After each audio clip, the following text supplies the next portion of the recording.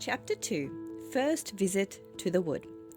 The three children had no chance to visit the Enchanted Wood until the next week, because they had to help their mother and father all they could.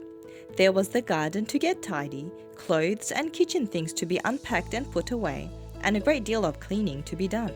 Sometimes Joe was free and could have gone by himself. Sometimes the girls were sent out for a walk, but Joe was busy. None of them wanted to go without the others, so they had to wait, and then at last their chance came. "You can have your lunch outdoors today," said Mother. "You've worked well, all of you, and you deserve a picnic. I'll cut you some sandwiches and you can take along some nice fresh milk." "We'll go to the wood," whispered Beth to the others, and with excited faces and beating hearts, they helped their mother to pack their picnic into a big basket. They set off. There was a small gate at the bottom of their back garden that led into the overgrown lane running by the wood. They unlatched the gate and stood in the lane. They could see the trees in the wood and hear them talking their strange tree talk. "Wisha-washa, wisha-washa." "I feel as if there are adventures about," said Joe. "Come on, over the ditch we go and into the Enchanted Wood." One by one the children jumped over the narrow ditch. They stood beneath the trees and peered about. Small freckles of sunshine lay here and there on the ground, but not very many, for the trees were so thick. It was dim and green there, and a small bird nearby sang an odd little song over and over again. "It really is magic," said Franny suddenly. "I can feel magic about somewhere. Can't you, Beth? Can't you, Joe?" "Yes," said the others, and their eyes shone with excitement. "Come on!" They bent down a little green path that looked as if it had been made for rabbits. It was so small and narrow. "Don't let's go too far," said Joe. "We had better wait till we know the paths a bit better before we go deep into the wood. Look about for a place to sit down and have our sandwiches, girls." "I can see some wild strawberries," cried Beth, and she knelt down and pressed back some pretty leaves, showing the others deep red strawberries below. "Let's pick some and have them with our picnic too," said Franny. So they picked hard and soon had enough to make a fine meal. "Let's sit down under that old oak tree over there," said Joe. "It's all soft moss beneath. It will be like sitting on a green velvet cushion."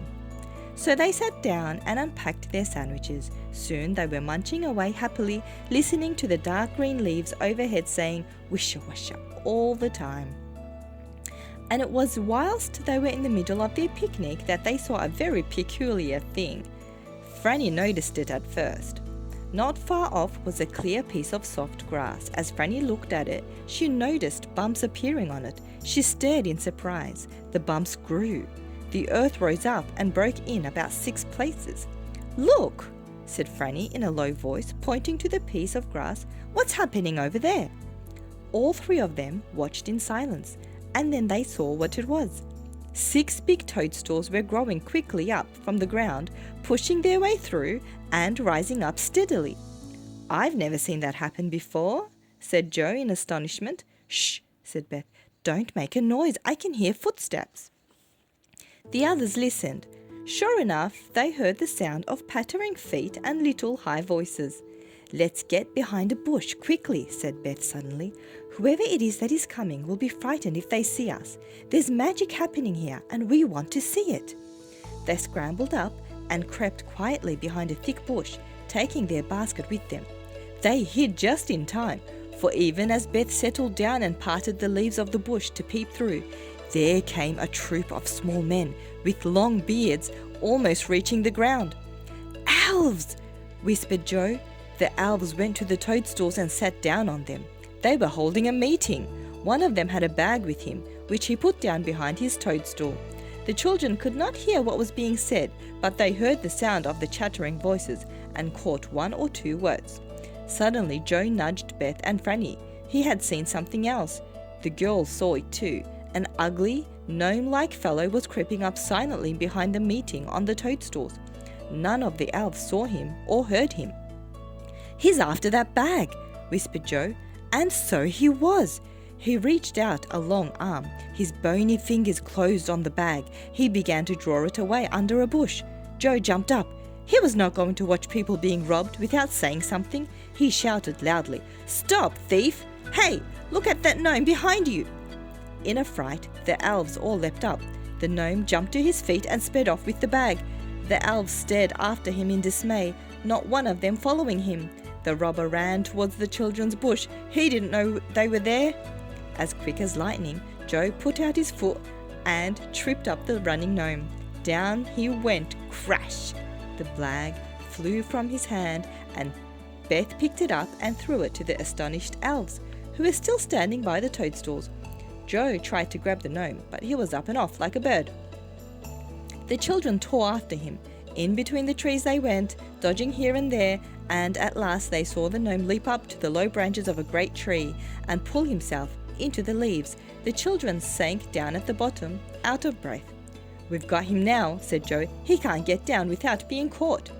"Here are the elves coming," said Beth, wiping her hot forehead.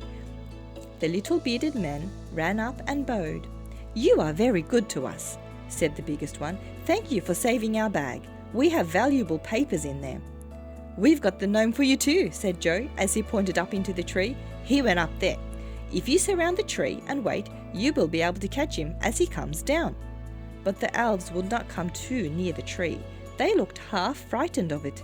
"He will not come down until he wants to," said the biggest elf. "That is the oldest and most magic tree in the world. It is the Faraway tree." "The Faraway tree?" said Beth in wonder. "What an odd name. Why do you call it that?"